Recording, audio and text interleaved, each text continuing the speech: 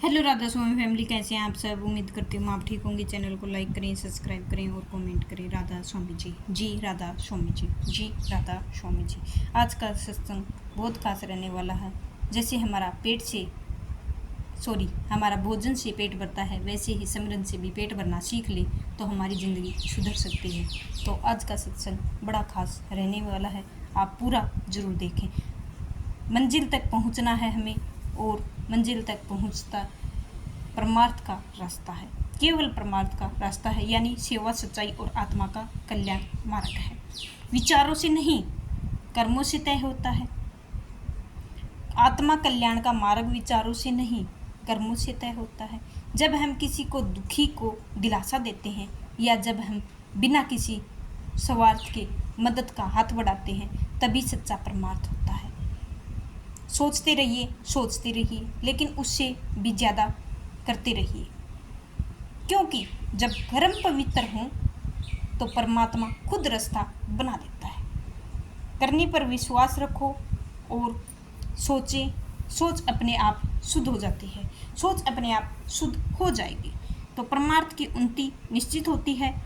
गुरु मेरी पूरी फैमिली को मैं फिर से राधा स्वामी बोलती हूँ। राधा स्वामी जी, लाइक शेयर करना आपका काम है। आगे इस चैनल को आपको लेके चलना है, आपका कर्तव्य है। तो वो आपकी मर्जी है, आगे चलते हो या बीच में छोड़ते हो। वीडियो को पूरी जरूर देखें, आपका दिल से शुक्रिया होगा। किस तरह जो परमात्मा को काल पुरुष हम जीवों को काल और मन के जाल से बचाते हैं। आज यह है कि बड़ा महत्वपूर्ण प्रश्न है। रूहानियत से हम पूछें कि सत्संग के वचन सतगुरु आए, दिया जग हिला गया। जागो रे मेरे प्यारे जागो। जिस प्रकार दुनिया में आकर गुरु नानक साहब होका देकर चले गए, हजूर स्वामी महाराज होका देकर चले गए, अन्य संत पुकार कर चले गए, इसी प्रकार अब बारी श्री हजूर साहब जी की है। तुम सोए हुए हो, जागो जागो, अब तुम्हारे जागने का समय है। काल शिकारी जग में डागो रे मेरे प्यारे भागो। अब सबसे पहले हमें यह जानने की ज़रूरत है कि यह काल क्या चीज़ है। कुल मालिक अजर अमर अविनाशी, अब वह सबका अदा करता है। सत्य असत्य दोनों से परे है, मन बुद्धि की सीमा पार है। सारी रचना उसी की मौज और हुक्म के साथ निर्मित हुई है। उस सतपुरुष के रूप में सभी खंड मंडल दीव लोक रचकर स्वयं का इसका प्रबंध काल को सौंप दिया है। 84 के चक्कर में सबको डाल दिया है, और सतपुरुष ने यह खंड मंडल दीप लोक रचकर स्वयं का इसका प्रबंध काल सौंप दिया है। 84 के चक्कर में चलकर त्रिलोक की सारी रचना काल के अधीन हो गया है, परंतु कुल मालिक की अविनाशी और निश्चल है। वह सचखंड से बसता है, काल महाकाल करता है। काल पुरुष स्वयं ही है, उसका ध्यान करते हैं, वह भी उसकी शांति निश्चल अकाल हो जाती है। सभी पुरियाँ इंद्रपुरी, ब्रह्मपुरी, शिवपुरी, विष्णुपुरी, सभी लोक, ब्रह्मलोक, इंद्रलोक, रुद्रालोक आदि प्राप्त करने के लिए सांसारिक लोग धर्म कर्म दान पुण्य आदि करते हैं, सभी काल की सीमा में, क्योंकि यह प्रलय महाप्रलय विनाश के अंदर है। प्रत्येक मंडल दीव लोक का समय नियत है। इसी प्रकार सभी देवी देवता का भी काल के अधीन है। काल की शक्ति सभी को नियम तथा सेम में बांधे रखती है।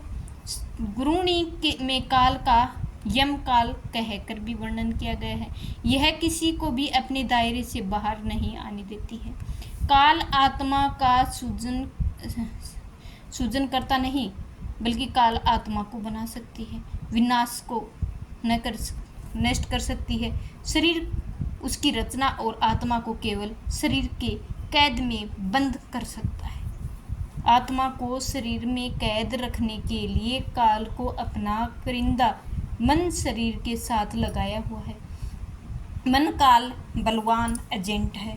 यह इंद्रियों के अधीन होकर मोह माया भोगों रसों स्वादों ग्रस्त होता रहता है। इन स्वादों की पूर्ति के लिए मन आत्मा के इंद्रियों के घाट पर खींच कर लाता है, जिस कारण जीव ऐसे कर्म पर बैठता है जिसका फल भोगना ही वह सदा आठरा के जाल में फंसा रहता है। धर्मराज की चोटें सहन करता रहता है। सत्य नाम या शब्द की धुन दयाल की शक्ति की रचना है। इसीलिए काल पूरे गुरु के लिए सच्चे शब्द की कमाई करने के लिए जीव के नजरिए नहीं आ सकता है।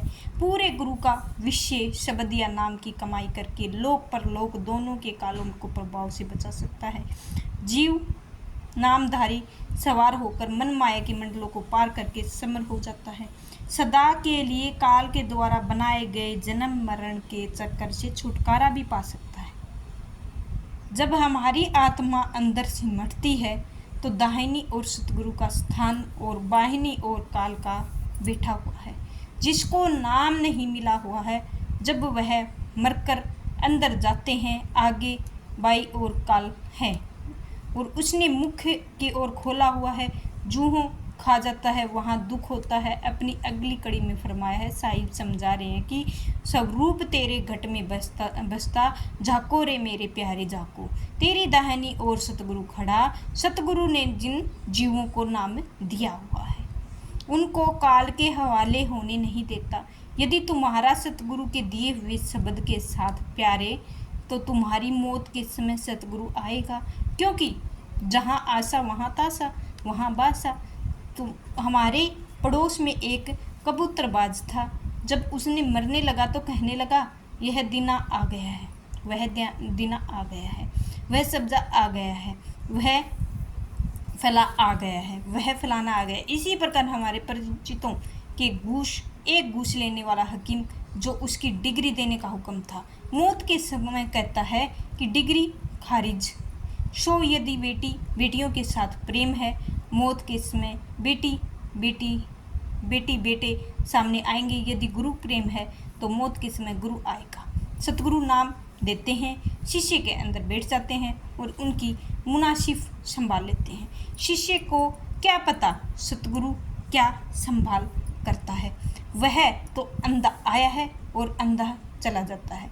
वो कमाई करता तब देख पाता जब हजूर साहब कहते हैं कि सतगुरु आपके अंदर बैठा हुआ है, आप उसकी ओर ध्यान देने और देखो कि क्या करता है। सतगुरु दया के पुंज होते हैं और वे प्रसन्न होकर शिष्य को अपनी बख्शिश के द्वारा निहाल कर देता है। सतगुरु की मेहर भरी दृष्टि, उसका शिष्य मस्तक और हाथ रखना ऐसी अलौकिक बख्शिश है जो शिष्य का कायाकल्प कर देती है और उसका लोक पर लोक सवार देती है।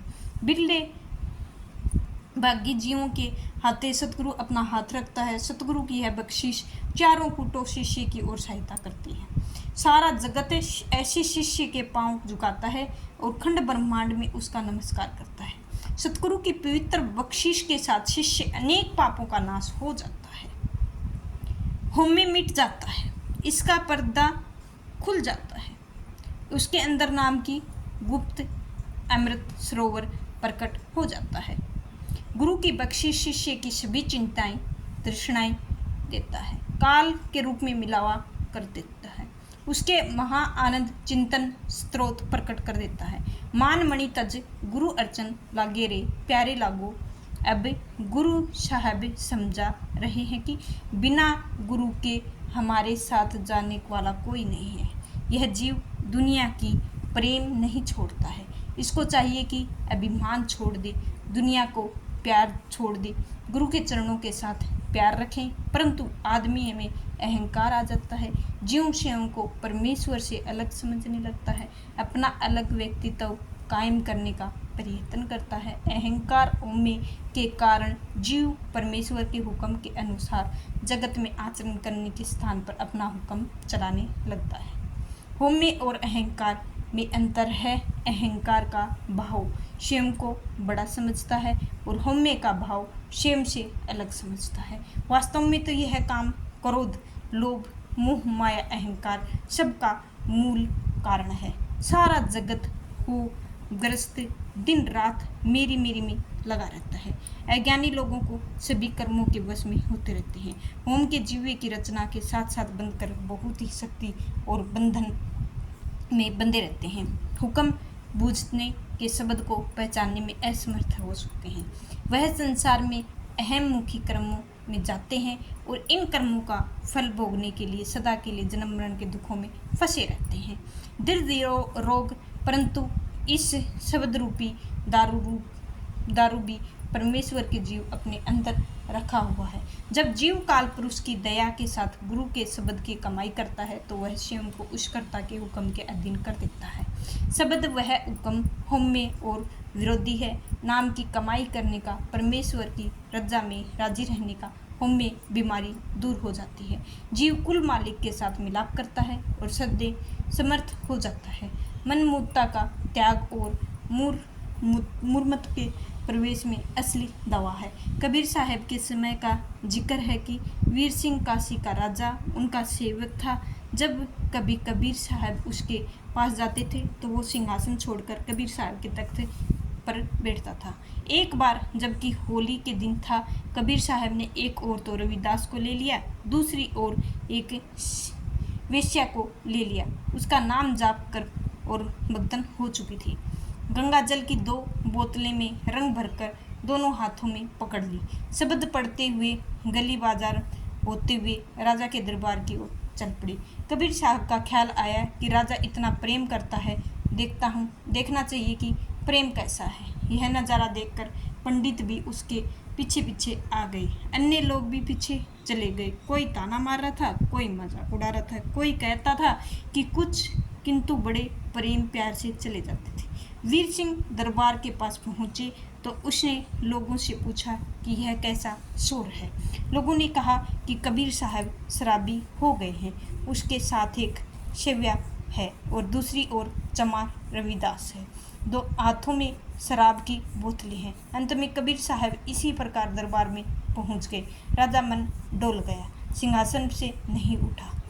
कबीर साहब ने देखा कि यह तो गिर गया है, इसने उठाना चाहिए। यह विचार किया कि पानी की दोनों बोतलें अपने पैरों में बिखेर ली। अब शराबी मर भले ही जाएं, किंतु शराब की एक बूंद भी नहीं बिखरता।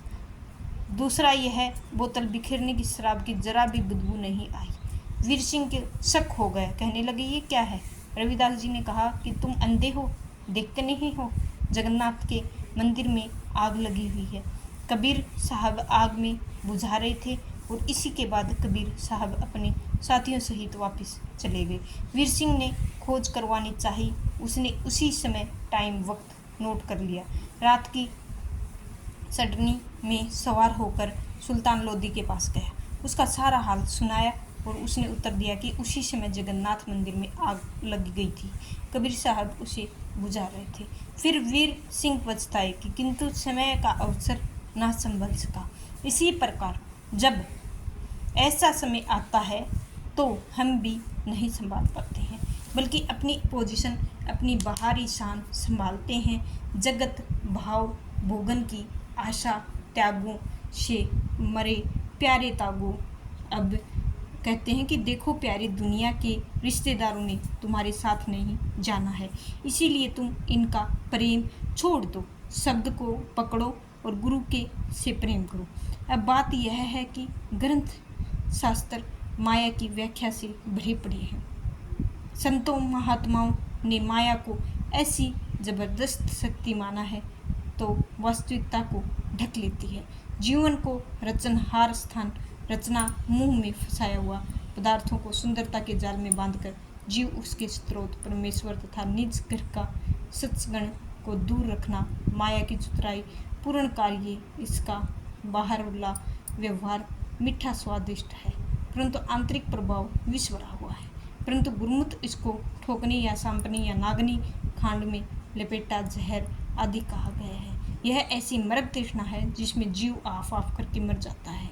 ऐसा गुथाएं हैं जो महल देखने में सुंदर हैं परंतु उसकी वास्तविकता कुछ भी नहीं है।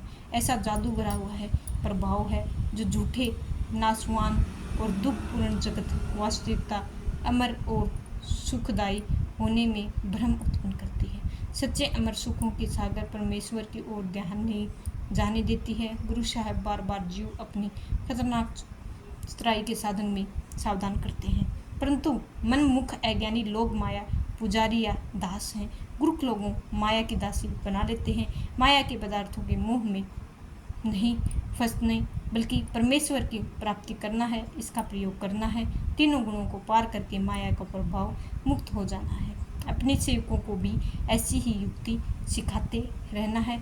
उनको अनजान भाव और माया रहते हुए निरंजन हो जाते हैं, अर्थात माया का प्रभाव मुक्त हो जाता है। गुरु साहब चेतावनी देकर कहते हैं कि सारा जगत मोह माया के नशे में लीन और भोग रसों में है, अपने आप को पूरी तरह भुला बैठा हुआ है।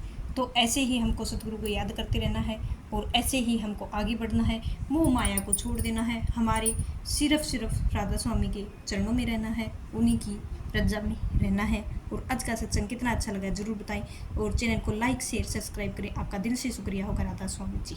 आपके चैनल को अगर आगे बढ़ाना है तो शेयर भी करना है, सब्सक्राइब भी करना है। राधा स्वामी जी। जी राधा स्वामी जी।